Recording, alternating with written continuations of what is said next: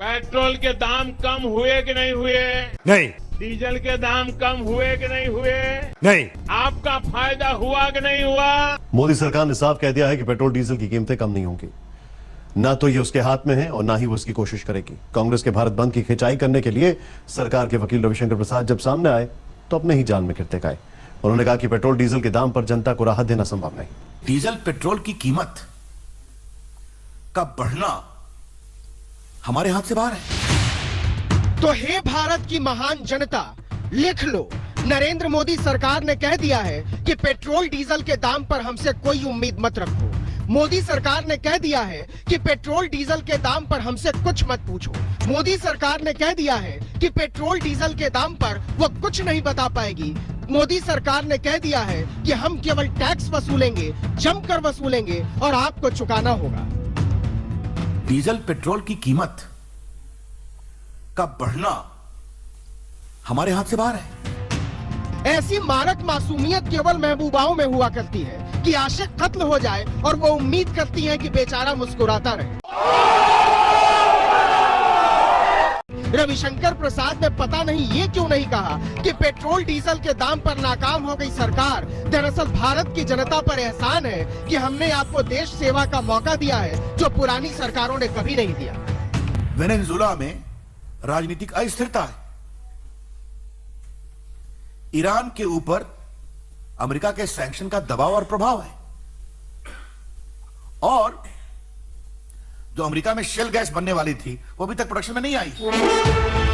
मतलब मोदी सरकार कह रही है कि भारत में तेल के दाम बढ़ने के लिए वेनेजुएला जिम्मेदार है। मोदी सरकार कह रही है कि भारत में तेल के दाम बढ़ने के लिए ईरान जिम्मेदार है। मोदी सरकार कह रही है कि भारत में तेल के दाम बढ़ने के लिए अमेरिका जिम्मेदार है। मोदी सरकार कह रही है कि सुनो भारतवासियों, तुम्हारी गर्दन तक चढ़ाई हमारी नाकामी के लिए कांगो जिम्मेदार है, इक्वाडोर जिम्मेदार है, अरब जिम्मेदार है, अल्जीरिया जिम्मेदार है, अंगोला जिम्मेदार है। बस हमसे कुछ मत पूछो। वेनेजुएला में राजनीतिक भयंकर अस्थिरता है। आपने देखा होगा कि वहां के राष्ट्रपति के ऊपर हमला करने की कोशिश की गई थी ड्रोन के द्वारा एक परेड में। ईरान के बारे में मैंने बताया, वहां सैंक्शन की समस्या है और शेल गैस का उत्पादन अमेरिका के द्वारा अभी नहीं हो पाया है पूरा।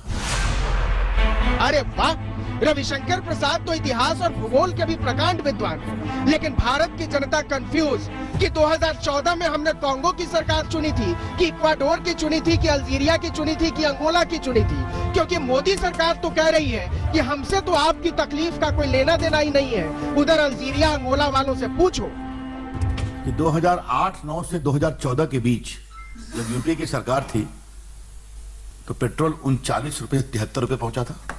तो पेट्रोल 39 रुपए 73 रुपए पहुंचा था। ये सच्चाई है नहीं?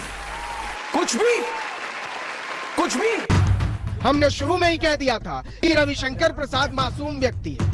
बताइए कोई मानता है ऐसे कि 2014 में हमारी बीजेपी के लोग जो सड़क पर उतरे थे पेट्रोल डीजल के बढ़ते दाम के खिलाफ, वो सारा का सारा फर्जी था। मतलब रविशंकर प्रसाद जो गले में कद्दू लटकाए घूम रहे थे उसका देश काल परिस्थितियों से कोई लेना देना ही नहीं था। मोदी मनमोहन सिंह से मजा ले रहे थे, वरना पता तो उनको भी था कि सरकार का कोई रोल नहीं है इसमें। साल का रिपोर्ट कार्ड के कुछ ही घंटों में उन्होंने देश में जिस प्रकार से पेट्रोल के दाम बढ़ा दिए, ये दिल्ली सरकार की शासन चलाने की नाकामयाबी का जीता जागता सबूत है। देश की जनता के अंदर भारी आक्रोश है और इसके कारण और भी चीजों पर बहुत बड़ा बोझ होने वाला है। चुनाव से पहले की यह चातुरी मोदी सरकार के लिए मुश्किल बन गई है। अब यही सवाल विपक्ष पूछ रहा है कि जैसे जैसे तेल उठ रहा है और रुपया गिर रहा है, प्रधानमंत्री की गरिमा गिर रही है। और मोदी जी कह रहे हैं हमसे कुछ मत पूछो, हमको राज भोगने दो। और सुनो, नारा सनद रहे, बहुत हुआ महंगाई का वार, अब की बार फिर से मोदी सरकार। मैं आशा करूंगा कि प्रधानमंत्री जी देश की स्थिति को गंभीरता से ले। नहीं।